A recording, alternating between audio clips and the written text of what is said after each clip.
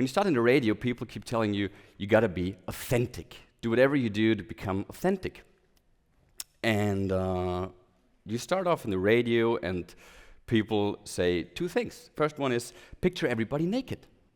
We all know that when you do a school exam or when you talk in front of people. And I don't want to picture you naked. I'm sorry. I know what my mom looks like naked, but that's been a while back already. It doesn't help me visualizing people naked.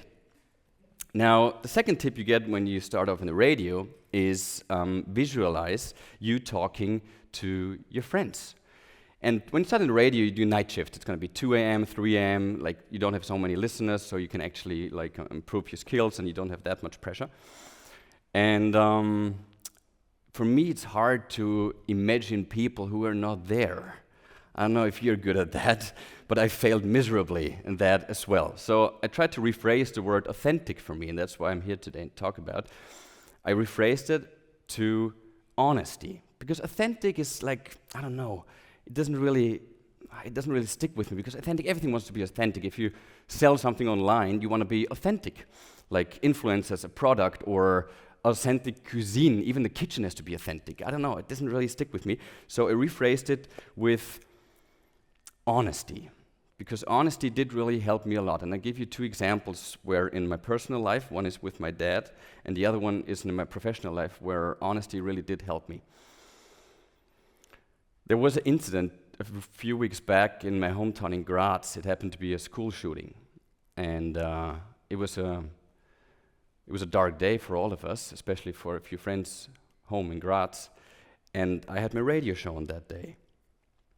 And obviously the school shooting was in the morning during school hours.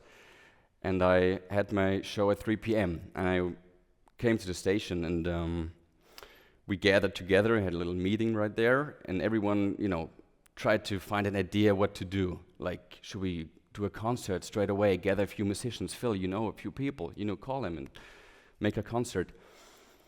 And we didn't really find a way what we should really talk about on that 3 p.m. show to comfort people. And then in that meeting, it shifted, and it wasn't a journalist with a few years experience, and it wasn't my boss talking.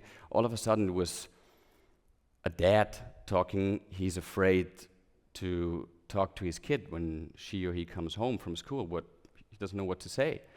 And there was another one, he said he's really angry about that this happens now in Austria as well, a school shooting. And I felt that, and I sensed that energy in that room, and I said, hey, how about we do just this? We talk about feelings, because if you talk honestly about feelings, you can never be wrong, right? And this is what we did. So I opened the phone line. It's like a radio term for people, they can send in WhatsApp voice memos, and they called, and they just said how they feel. They expressed whatever they had. It's like sadness. They felt sick to their stomach. They were actually afraid as well that this is now happening in Graz. And I'm not going to say it was a good show, because in this case I think you can't, but I think it was the right show, and it picked people up. We got a few messages that they felt hugged, and we kind of put our arms around Graz. And I don't know if you want to feel that right now. I think it's actually a really comfortable feeling. And this is what we do when things like that happen, like a terroristic attack or school shooting in this case. We gather together as people, right? We become closer, and we comfort each other with honest feelings. And as I said before, you can never be wrong with expressing how you feel. And the second incident, and that's connected to my dad, who's taking a picture of me right now, which makes me really uncomfortable. Gotta pose for him real quick. The second incident, and I didn't tell you yesterday when we talked about this, Dad, I didn't tell you that I will be talking about this, but when I was 17, 18 years old, I was a slow starter, you'd say. I didn't really go to parties, and I started drinking really late. 17 is obviously late nowadays.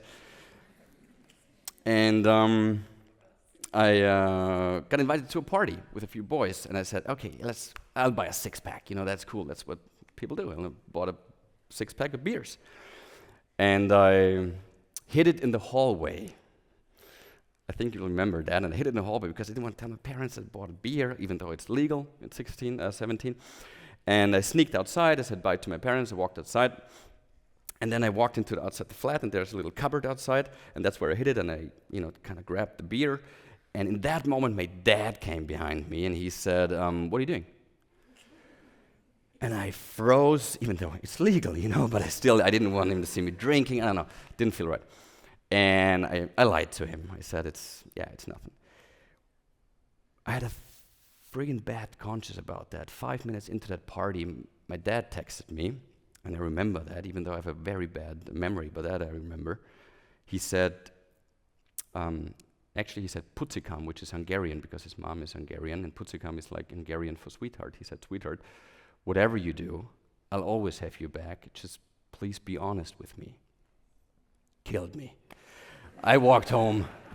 What up? Yeah, okay, you can clap for my dad if you want. Thank you very much. Yeah.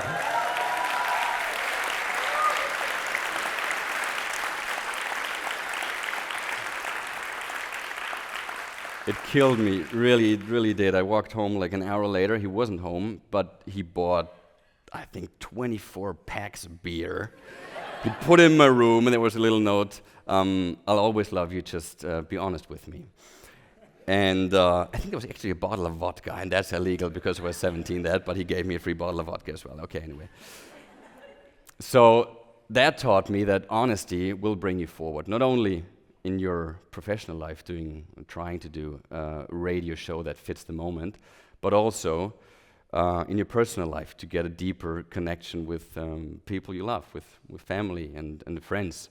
Right? I think we all know that when you have a conversation, you feel that the opposite is really opening up and actually telling the truth and being honest with you, you can open up yourself. So that was a big learning, those two incidents, and I thank my dad really, and my mom, of course, as well for that. And back to the beginning, people told me you gotta give them something at the end that they can take away. So I thought about this yesterday, and I came up with an orgasm. And no, hang on, let me help you.